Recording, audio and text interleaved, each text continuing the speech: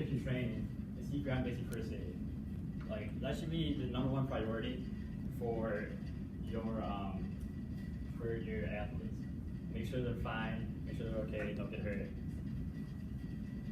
Another thing that surprised me was sports skills and tactics, like with football, say with football. So tackling, you're taught to leave your chest or your shoulder. You never leave it to your head.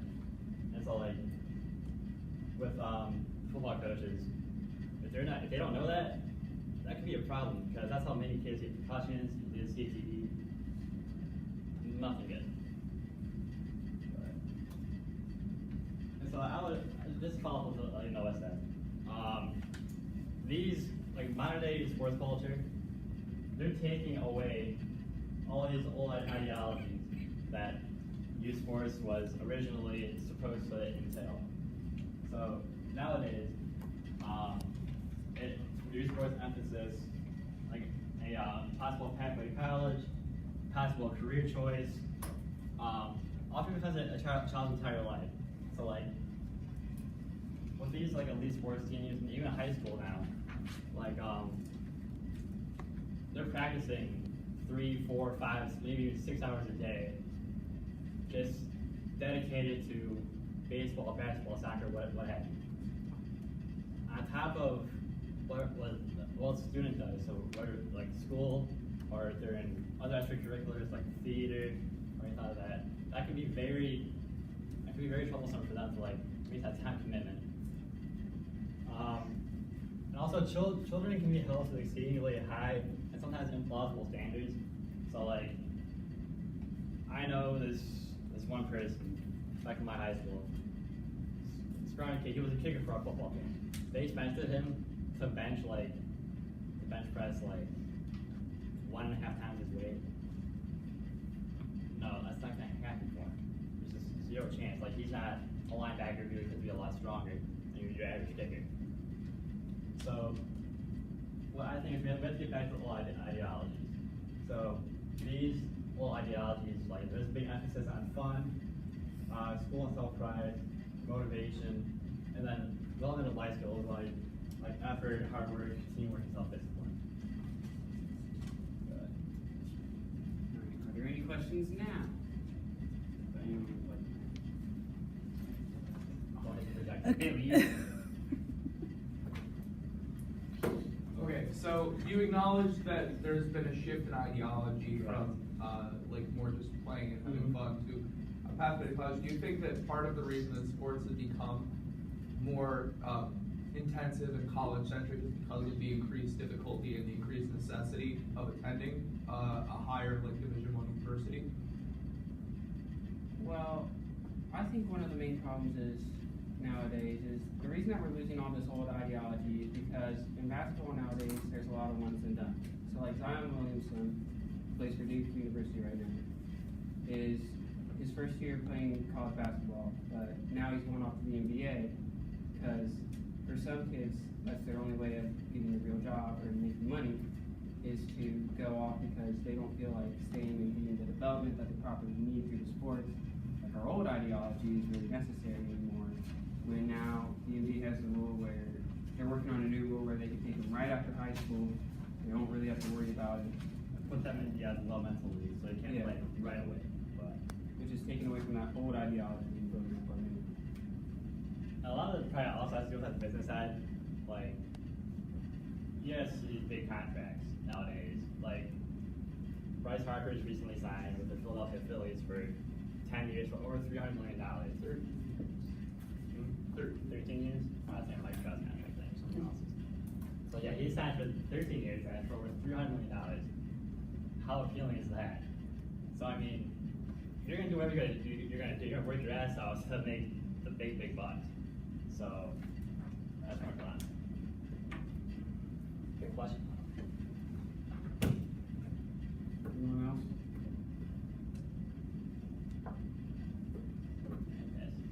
All right, this one's my turn. So I'll switch spots. So, why we need school sports? So this table was taken in 2003 about employed students in the red and not employed students in the blue. So when you look at leisure and sports, the employed kids had about we'll call it 3 3 hours and 20 minutes. Why? The ones who weren't employed had about 4 hours.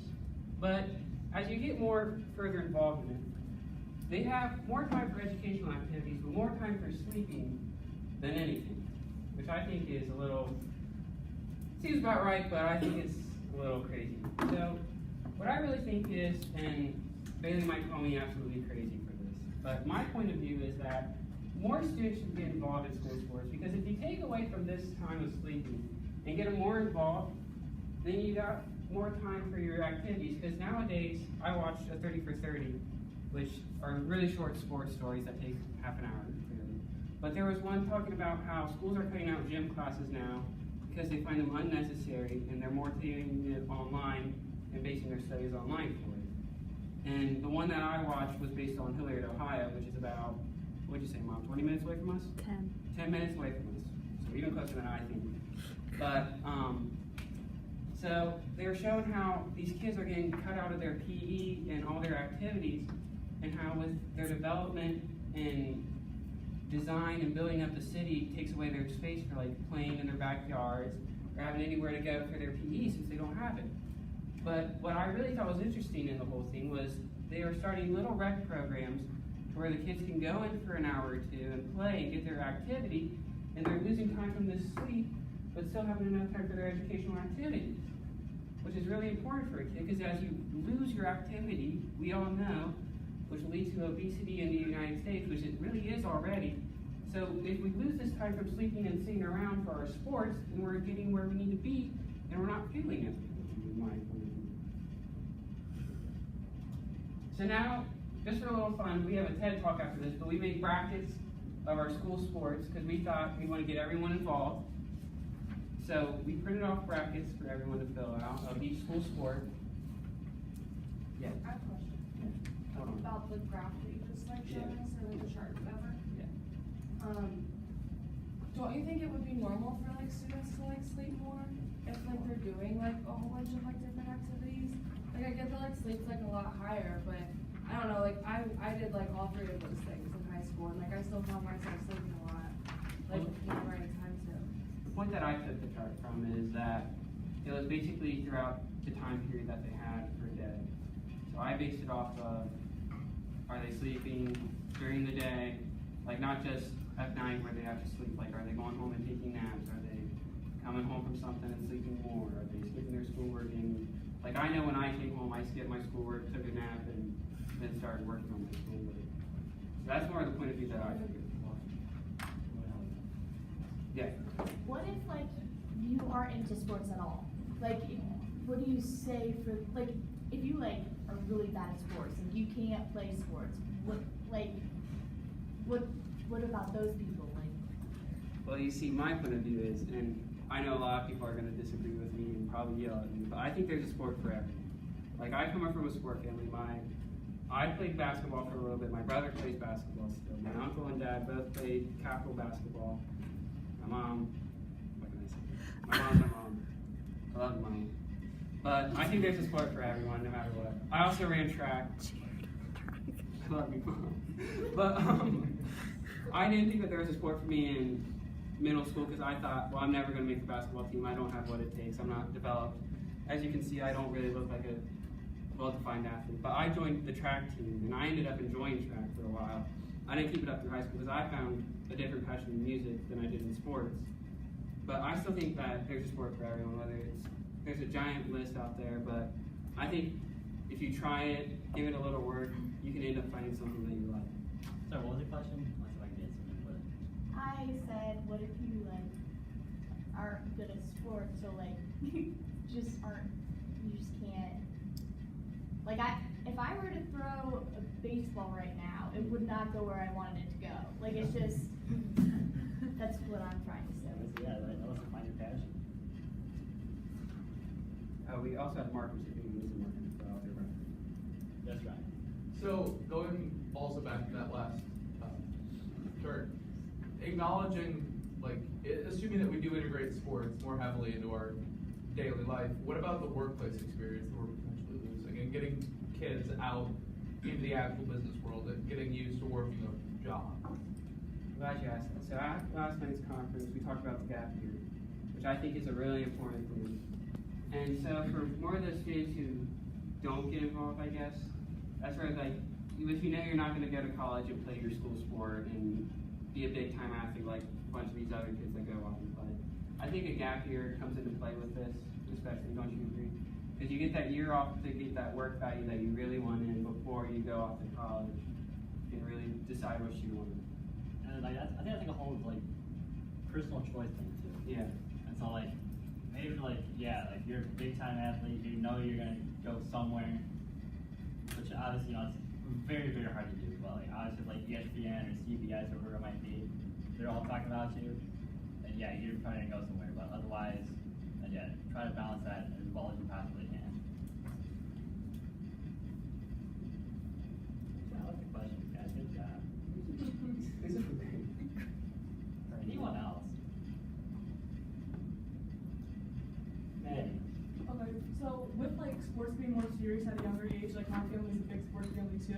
My brother's been playing like AAU since he was like 6 or 7, and then I started when I was in 4th grade. So like it's changed like our lives, like in our like generation. But don't you think athletes are getting better because of it?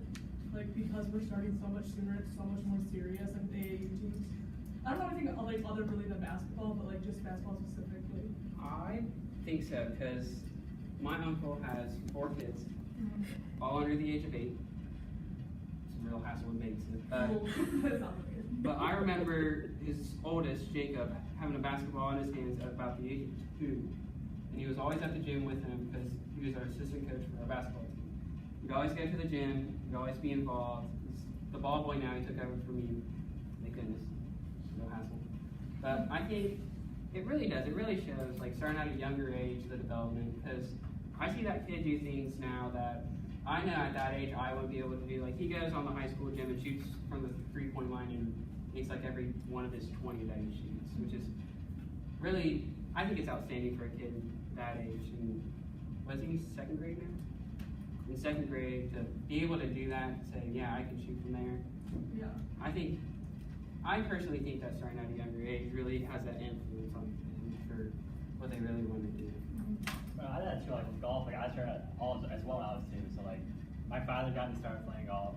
Like where I live, like say like I live from here, and like there'd be like a big thing of bushes, like maybe I'm gonna say at the end, like by that wall. I'm in there. I'm just coming up for that wall. Obviously now I can hit the ball a lot farther than I hope. Not my good shots, but it's okay. And so like, but everyone like kids are getting better now, and like the thing with that is like not like the skill level, like everyone is so close to each other, like skill wise, so it's kind of like sometimes hard to determine like okay, he's the best over here and he's kind of middle of the pack or she's middle of the pack. So that's kind of just hard to determine. Anyone else? Yes. So back to like the point that like Michaela was making about the sleep and everything, I find that really interesting because we saw a lot of influx of like educational activities and like that takes up a lot of time as well. Right. Which is absolutely great, which is really awesome. But also, I think if we want it to be a lot more diverse, I think we need to take away time away from educational activity to incorporate more into leisure and sports and making it an environment of, hey, I want to check this out more. I don't know if I want to do this professionally, but this is something I'm interested in. Because when I was in high school, especially, educational activities were heavily influenced. It was like, are you going to go to the ACT boot camp? Are you going to go and do this? And are you going to join mock trial? Are you going to do, etc. So I kind of wanted to know what your perspective is on that. Well, I think like to get kids pushed in, like I know at my old school, we used to have open gyms for like basketball, and they do open fields for like baseball because my brother plays baseball right now. But I think that's like having those things, like I consider those like your trial runs. Like open gyms is a time to like go have fun, go shoot around, go throw around, hit the ball a little bit, like whatever the sport is. Like having something to where like, oh, I want to go look at football, I want to go look at cross country, like having like a little bit of like here's what you're gonna do, like having a presentation like this, like here's the sport, here's a little bit of background of how it works, here's what you're gonna be doing if you're on the team, if you make it, like, I feel like having that knowledge and like a little bit of background and practice before you go do it, like really can help influence like your choice. Like, I know for basketball, I played up until 6th grade, I played my 6th grade year of school, and then I wanted to play 7th grade, but after seeing some of the kids, I kind of got a little scared, I will admit. I was like, there's no way I can do this, these kids are way better than me. I'm really not a outgoing person, I really wasn't during my high school years, but I feel like I've changed. But I knew my lifestyle, I really wasn't going to fit in to like a basketball team. But as I got to high school, I got the offer from our freshman coach